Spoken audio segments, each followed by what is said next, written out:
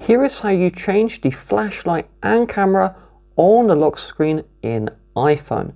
But first, hit the like and subscribe buttons down below. It really helps me out. Thank you. So first of all, unlock your iPhone and then swipe down from the very top. We are then going to long press.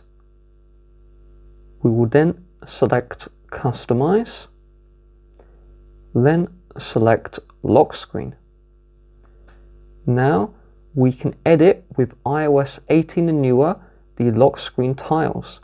So we can tap the minus to remove the camera, minus to remove the flashlight. You can have all these gone, or you can tap on the plus to replace the camera or replace the flashlight with something else. So you can replace it with an app to open. You can use whatever you want. So just tap on what you want to change with, and then tap on done. When you're happy, tap on your lock screen, and now I can long press to use dark mode, etc.